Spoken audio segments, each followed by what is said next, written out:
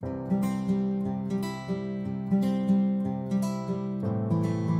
you.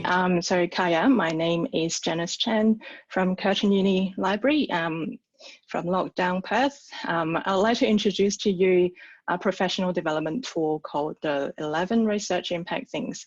I apologize for having an acronym in my presentation title. I have no excuse for that. For those who don't know, IATUL stands for International Association of University Libraries. So I'd like to begin by acknowledging the traditional owners of the land on which I'm presenting to you, the Whadjuk people of the Noongar Nation, and I pay my respect to elders past and present. So just background information, IATUL has a number of special interest groups, and I'm a member of the IATUL Special Interest Group in Metrics and Research Impact. The group comprises members from across the world. We meet every 2 months to share information and experience in delivering metrics and impact services. At a meeting back in 2019, we discussed the challenges around upskilling ourselves and library staff as we transition into research support role. After Danny's presentation, I don't think we need to elaborate on that. And then we find out from that meeting that UNSW was rolling out a 10 Things training program for their library staff. So the group decided to put a project proposal together to develop a similar resource based on the UNSW program for the IATUL community. So in 2020, the project team was formed. It's largely a subgroup of the special interest group, but some of the project team members are actually delegates because we think that it is more beneficial to have practitioners in the team because we are creating resources for practitioners. So the team met regularly to discuss and develop the 11 things. We ended up pretty much rewritten the UNSW content because when we work through it, the context and the audience that we are writing for is very different from the original program. It definitely took longer than we expected. And as you know, when we take on projects like this, they're always on top of our day jobs. So I just want to really acknowledge the commitment and passion of the project team who have completed this work with me during a global pandemic. So as you can see, we are all based in Australia and New Zealand. So the draft 11 things were reviewed by all special interest group members to ensure that the language is inclusive and the content is suitable for an international audience. So the 11 things are made freely available via a website built on WordPress. The URL is here, iatulimpactthings.info. Please check it out. The website went live in October. The content is licensed under CC by SA because we want it to be reused as much as possible. So these are the 11 things. We covered a broad range of topics related to bibliometrics and research impact. Similar to other 10 or 23 things program, the Research Impact Things program is online and self-directed. Learners can pick the things they want to learn about. They don't have to do all of them. They don't need to do them in any order. So just choose according to their interests. So for each thing, there are 3 levels of complexity. Getting started is definitely for the absolute beginners. Learn more section is for those who want to dig deeper, and content in the Challenge Me section is more in-depth and more suitable for those who wish to develop specialist level of knowledge. So this is a screenshot of the Learn More section in Thing 4 Emerging Metrics.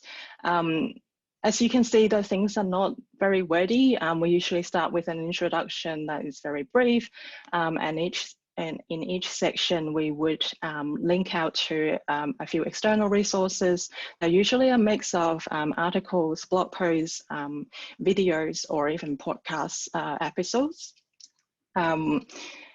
as you know, there's so much information out there. So I think that the time-consuming part of this project is to really sift through these resources and evaluate them and pick only a small selection to include for our audience. And at the end of each section, we would include either some discussion questions or exercises. So in this example, we introduced the concept of data citations. So we finished the section by an exercise to look up a data set record and identify the number of citations and downloads. So that's a hands-on exercise to finish a section. And this is an example of the considered questions. So we usually include them to, the purpose of these questions are really for self-reflection or a prompt for group discussions if a group of learners are doing this at the same time. So of course, we welcome individuals to start using this website to upskill themselves, but we really aim for libraries to use this tool to coordinate training program for their library, for their staff. So to help them get started, we have included page on our website, which include information for local organizers on how to run this program at their institution. So they will first need to get buy-in from management. It's important that management values this program so people feel okay to invest the time. Another suggestion is to help to set up online forums for staff to have conversations and share reflections. And many parts of the world, face-to-face meetings are still not possible. But we can certainly set up regular check-in meetings or Microsoft Teams to encourage sharing of information.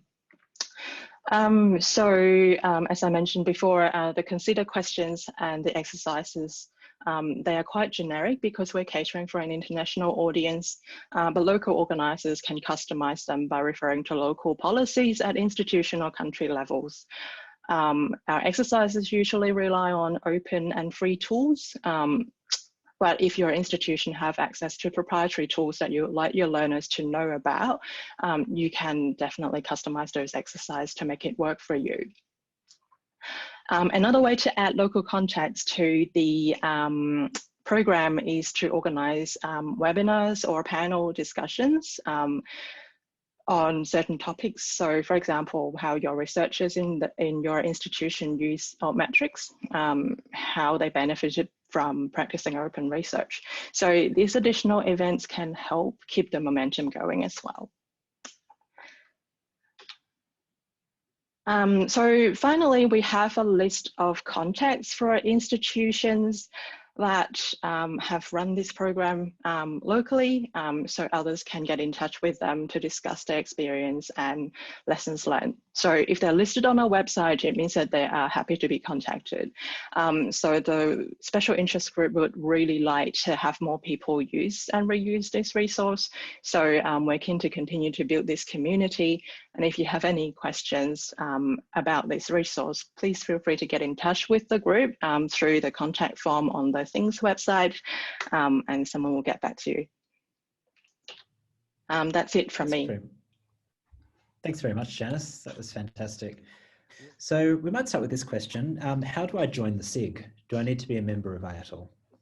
I think you do need to be, the library needs to be a member of IATUL, and if you contact Trish Wilson, who is the chair of the group, she will have a chat with you, and I think they're always we always welcome new members. Fantastic, thank you. Alrighty, this question is, at our library, we have moved to a mainly self-help research impact service for our researchers, encouraging them to gather their own metrics. Do you think the IATUL impact things could be customised to be aimed at the researchers themselves?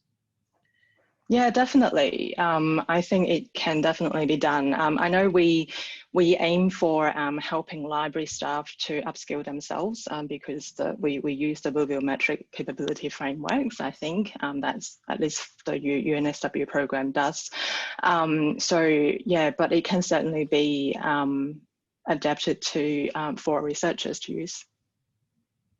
That's great. Thank you. Another popular question here is around selecting the content. So as we're hearing, the space is very complicated and there's lots of things to learn. How did you make decisions around what to include and what didn't make the cut? I think it always probably comes down to the person who's responsible for creating that thing. I think what we really try hard not to do is to include everything that we can see. Oh, this might be useful, and then we would end up like having lip guides. Sorry, no. You know, when we have too much information and it's too overwhelming, then it actually make people switch off. So yeah, but definitely it comes down to the person who were responsible for writing that thing. Gotcha, no worries. And another question here around website management. So do you have a plan in place to periodically review the 11 Things webpage content, especially the external links, to make sure it remains current? Yeah, I do run link checkers, and sometimes people are quicker than my regular checks.